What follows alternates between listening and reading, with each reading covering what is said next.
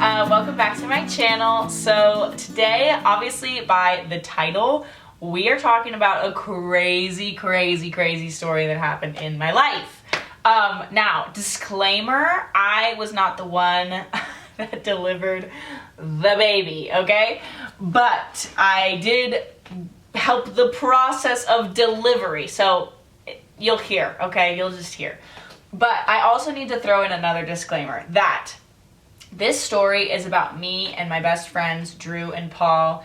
Drew and I have been best friends since we started college about 3 years ago. And then she met her husband, Paul, while we were in college, and they got married as soon as we graduated. So this is our story. This is not like, we're not trying to thrust this story onto anybody else, like this is the way you should do it. Not at all. This is just what we did. And I say we because the three of us really work together as a team, and you'll hear more in, the rest of the story.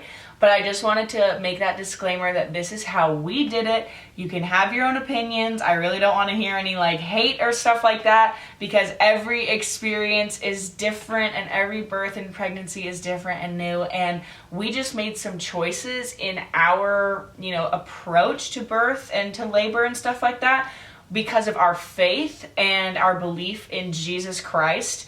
And that was a huge, if not, that was the only reason why we did everything the way we did, because we just felt like we had a clear guidance from the Lord on how to do this. So you can just listen to this story, listen to it with a clean heart and with clean ears, just to be like, hey, this is crazy, but super cool, rather than just thinking like, oh yeah, my story should be like this, or it shouldn't be like that, or how dare you do something like that. Like, that is not the goal of this. This is just to share something that happened in me and two of my best friends' lives. So let's just jump right into it. My best friend Drew told me that she was pregnant. So she got married in May of 2019, and she told me she was pregnant on June 30th, 2019. I received this photo of a positive pregnancy test, and you can imagine just how excited I was. I literally was flipping out. And just to think, your best friend got married, and I got to be her maid of honor in her wedding, but she married your other best friend, and now they're having a baby. This is crazy. So I am a certified doula, and I got certified to be a doula February 1st of 2018. And to date, I have delivered 4 babies, but at this point in time, let's throw it back a year, back to June 2019, I had only delivered 3 babies, and all of them were actually girls, as a doula, as a certified doula. So Drew, knowing that I was a doula, and Paul, knowing that I have, both of them knowing that I have been involved in birth, and I do a ton of research and study on it all the time, knowing that, they said, hey Sophia, we want you to be our doula, but not only that, we would love if you feel comfortable to take on the task of being our midwife as well. I felt a-okay being their midwife. Drew and Paul felt like, hey, we trust you, and I said, thank you for trusting me. I trust you trusting in me, and I did my research and I did my schooling, and so we were good to go. So I am now Drew's midwife and I'm her doula, which doesn't have to be specified either or, but I was both for her. So the plan was, because Drew and Paul live in South Carolina, they live in Lexington, South Carolina, and I live in Los Angeles, California, and those two places are very far apart. The plan was, with her due date being on March 4th, 2020, the plan that we had was I was to fly out on February 18th, 2020. I would spend 15 days with them, that's up until their due date, and then I would stay any length of time afterward to deliver their baby. So I was planning on being in South Carolina for almost a month. Okay, so I'm just throwing that out there with you. I was planning on being there for a month because Drew and we just felt that the most comfortable to be there for a long period of time, just in case she was early. And we had a feeling, I really felt like I had, again, this is where our faith comes into it, we all really felt from the Lord like he was going to come early, the baby. He was a gender surprise. We just say he because we, again, felt from the Lord. If you're not a Christian, don't worry about it. Just hear the story out. But if you are a Christian, you know that the Lord speaks to you. And we just were pretty dang positive that Theo was going to be a boy. And he turned out being a boy. But it was a gender surprise in the very beginning. And so the plan was that I was going to leave February 18th and spend as much time as I needed to. And I was going to deliver Drew's baby, and then I was going to fly home a few days later after she felt extremely comfortable. So on the evening of February 15th, just to give you a little bit of backstory, I had just gone to coffee for 4 hours with these two girls that I absolutely love. They're sisters, and we were talking about pregnancy, birth, doula, midwifing, the whole deal. We talked about the whole 9 yards. And because they were super curious, and it just so happened that this conversation lined up when they were like, what are you gonna do with Drew's baby? I was like, here's what our plan is. Because Drew wanted to do an unmedicated, all-natural home birth. Now, as a doula, I can go anywhere with my certification, and hospitals allow me, birthing centers, whatever, but primarily I specialize in the women who want to do it unmedicated, all-natural, relying on just their body. And there is no shame in doing it any other way. That is just what I specialize in as a doula. And so February 15th, I went to coffee with my two friends, Rachel and Sarah, and we were just, talking about it, and I was like, yeah, girls, I'll let you know, like, whenever I get home, I'll be gone for a while. That's why we had the meeting on the 15th when we did, because I knew in 3 days I was going to be leaving for, like, almost a month. And I got work off and all that stuff. So on that evening, I drove down to Hermosa Beach. So I live in, up in what's called the Valley in California, and I was going to drive an hour and a half down to Hermosa Beach to hang out with a friend named Kayla, because Kayla and I were going to have a beach day the next day, because my parents were actually out of town, so I was like, I might as well go spend it with a friend if my parents aren't even going to be home. Anywho, and so I packed a very small bag for that evening. I packed like 2 bathing suits just in case I ran out of one. I packed like open back shirts with rips in them, 1 pair of like super ripped jeans, and flip-flops, and 1 sweatshirt, like just like the most random bag. I packed this bag, I hop in the car after I just had this amazing 4-hour conversation about birth and about labor and delivery. Hop in the car, I drive down to go see Kayla, and I'm like, what's up, girl? And me and Kayla hung out all night. And we were like, why don't we go to sleep early tonight, because we want to wake up at a decent time tomorrow, and we want to get, early morning sun and stuff like that. So we went to sleep. And I was super restless sleeping all night. This was February 15th. So I was just like not falling asleep super well. I sleep with soaking music on. So if you don't know what that is, it's basically just like super calm, like almost like spa music, like instrumental. And that wasn't even putting me to sleep. And I was just like super restless. And I don't even think I got more than like an hour or 2 hours of sleep. Because all of a sudden, at like 1:40 in the morning, I get a phone call, and my ringtone at the time was Help by the Beatles. So I'm just like, asleep, and all of a sudden it goes, help, I need somebody, and like my phone is like blaring. And I was literally like, what in the world? And I was at a foreign house, like it wasn't my home. And I got up and I'm like searching around, and I reach and I grab my phone and I look at my phone, and it's Drew FaceTiming me. Okay, I'm set to leave in 2 days to go deliver her baby. And Drew doesn't call me at 1:45 in the morning, just on any level. And so I was like, oh no. So I answered the phone and I was like, hey, and here's some screenshots from our conversation, which she goes, are you awake? And I was like, no. I was like, you just woke me up. It's 1:45, because she was 3 hours ahead. She was like, I think my water just broke. I was like, excuse you? You think your water just broke? She goes, yeah, I'm getting out of bed right now. And as she got out of bed on the phone with me, the rest of her water broke as she stood up. And I was like, she was like, oh my God, there's more coming out. I was like, oh my God. So instantly, you guys, my brain is flooded with thousands of thoughts. Oh my God, I'm on the other side of the country. Oh my God, I don't have a plane ticket. Oh my God, oh my God, oh my God. I literally, it was like 1,000 thoughts and then nothing, and I couldn't think, and it was crazy. And my poor friend Kayla, who we were just supposed to have like a beach day, all of a sudden is now like, oh my God, what's going on? So I'm on the phone with Drew. And mind you, I'm in Los Angeles, she's in South Carolina, and I had planned to be there 15 days early, so she was going into labor almost 3 weeks early, okay? And so her due date was March 4th, and this is February 16th at 1:45 in the morning. And I was like, well, Drew, we have 2 choices here.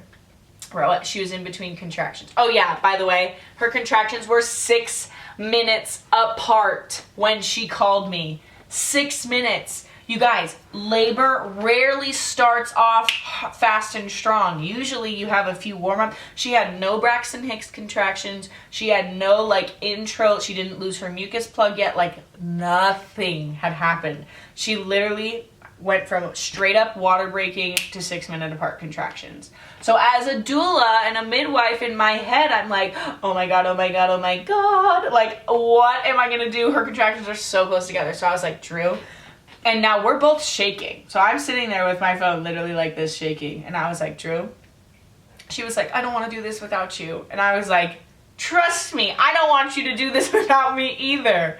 But I was like, this is the situation that we're in. So we prayed together because that is the first thing that you go to.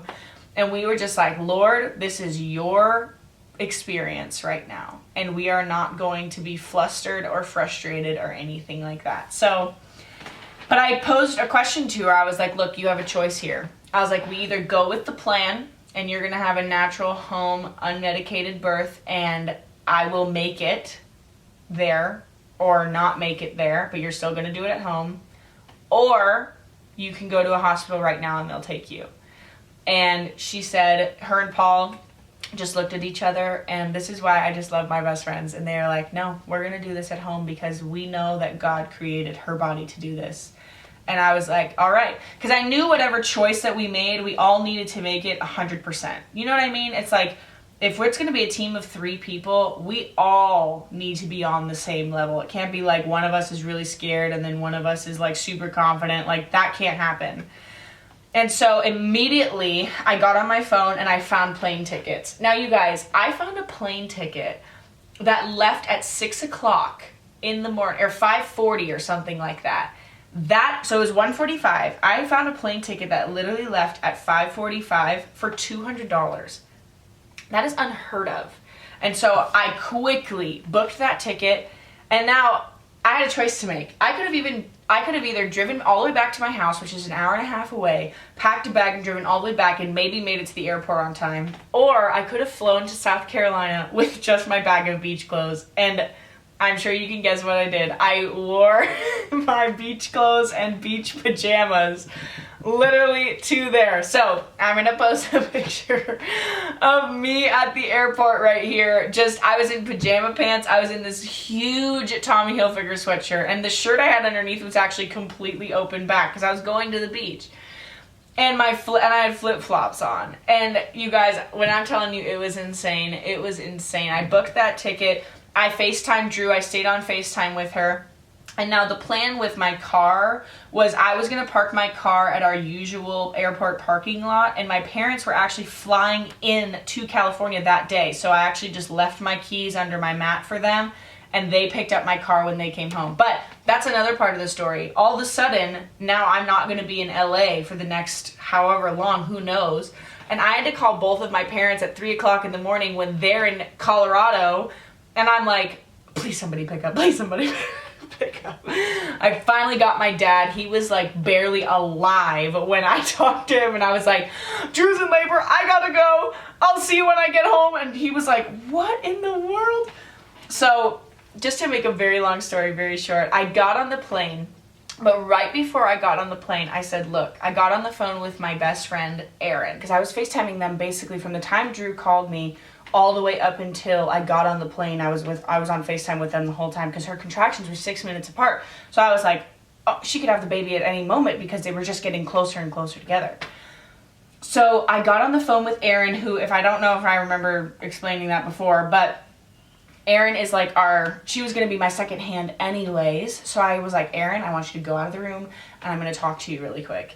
And she was like, okay, because Drew was in the bathtub having contractions. And so I get on the phone with Erin, and I literally said, if the baby comes out while I'm on the plane and I cannot speak to you and guide you through the whole thing, then you need to do this, you need to do this, you need to do this. I basically explained to her how to go from the baby crowning all the way up until delivering the placenta. I gave her every single detail, and I said, okay, now repeat it back to me. Okay, now repeat it back to me. Because I didn't know, you guys, airplane Wi-Fi is like the sketchiest Wi-Fi ever. So I didn't even know if once I got on the plane, and by the way, the flight is 4.5 hours, okay? So I didn't even have a clue if I was gonna be able to talk to anybody, if the baby was gonna be born while I was on the plane. Like, I had no idea. But this is why, just side note, this is why you surround yourself with people that you trust all the time. Because I fully trusted Erin taking the information. She had no opinion of her own. She took all of my direction, and she just did it. She just straight up did it. It was amazing. So I get on the plane, I buy like $20 Wi-Fi or whatever so I can have it the whole time. And I'm literally at a window seat. There's no one next to me, and there's this man who literally slept the whole flight. And we were actually flying into North Carolina because to get a ticket straight into Columbia, South Carolina is really expensive. So I flew into North Carolina, and I was gonna have to drive for an hour and a half once I landed. I'm like reliving the stress telling this story right now. So I'm on the plane, and it's 4.5 hours. Did not get a wink of sleep. I actually sat in a shaky anxiety pose the whole entire time. Like, the whole entire time. I was sore for the next few days because of how anxious I was sitting on that plane. But the Holy Spirit kept speaking to me, and he was like, be anxious for nothing, not even in the most anxious moment of your life up until this point. Because really, you guys, I had never been more anxious in my life. And I'm sitting there like, oh my God. So I was on, you guys, it was God. This Wi-Fi, when is plane Wi-Fi good? The picture was so clear. It was so good. So now we're on the plane, and I'm FaceTiming them, and I'm FaceTiming Drew, and she's in the tub, and Erin's there, and I'm talking to Erin so Erin can perform whatever she needs to on Drew. And I'm walking her through contractions, and we're praying together, and I'm speaking in tongues over her, like everything was there. And it was incredible. And our friends were out in the living room, like playing worship songs. It was just so amazing. So I'm on the plane, and I have them in headphones, and I'm also on a plane at like 5 o'clock in the morning, so I don't want to be shouting like, placenta, like on the thing. So, and I didn't even have my AirPods. I had the one with like, that's why I'm going like this, with the little microphone. So we're on the plane, and I was literally, we got through it all, and I would stop FaceTiming them for a little bit so I could charge my phone, and then I would FaceTime them again, and Erin would text me. She'd be like, okay, a little bit of blood just came out, and this might be a little TMI if any boys are watching, but she would tell me, she'd be like, okay, a little bit of blood came out, and I would ask her, what color is it? Yes, that's good. You're totally fine. Because I was like, if it's a lot of blood, it's a hemorrhage. That's something else we have to deal with. All of that stuff. And so she would just text me updates maybe every 5 minutes, probably for 4.5 hours. Every 5 minutes I would get updates so Paul's mom, who lives in South Carolina, was there dictating to me everything Erin was saying about Drew. It was crazy, you guys. And so finally I get a text that's like, Drew's pushing. And I was like, what? So we get on FaceTime, and all of a sudden I can hear Drew going, ah, in the back. And Drew felt the urge to push while I'm still in the air, you guys, flying. Now, granted, I was about 30 minutes away from landing, but she's pushing, and I have to get in the car and drive to Lexington. Like, I'm in North Carolina. I had to cross the state border. Paul's brother, Douglas, God bless his soul, was the one picking me up. But like, we were not out of the woods at all. So I get on the phone, I get this text, Drew's pushing. I was like, holy bajoli, if that's even a word. And I literally opened the phone, and she's pushing, and I'm like, oh my God. I'm like, come on, Drew, you got it. And I taught Erin what the different stages of crowning are, because when a baby is crowning, the head will come out, and then it'll actually go back in, and then it'll come out, and it'll go back in. And it's totally normal. But it was like the Holy Spirit was telling me things to tell Erin as it was happening. It was incredible, you guys, because I have all the knowledge in my head. You know, I've done months and months and months of research, plus I have a doula certification under my belt. Like, I knew if I was there, it would have been a totally different story. But now, how do you relay all of the information that's in your brain, if this, then that? How do you explain that to somebody else? Like, in a matter of moments. What if the plane Wi-Fi didn't work? Like, what if the flight never took off? What if the engine stalled? Like, I don't even know. It was totally God how I got there so fast. I get in the car with Douglas and I'm sitting there, literally don't care about anything that's going on. Douglas is driving as fast as he possibly can without getting pulled over. We were safe, don't worry about it, because there was honestly a ton of traffic on the road and it was raining, so it's like we couldn't have been dangerous anyways. But he was just driving like as fast as he could go across the state border. I'm on the phone with Drew. I'm like, you got it, Drew, push, Drew. And I was walking her through everything, and I was telling Aaron, I was like, okay, if the cord's around his neck, you're going to pull it off as soon as he comes out, like all this different stuff.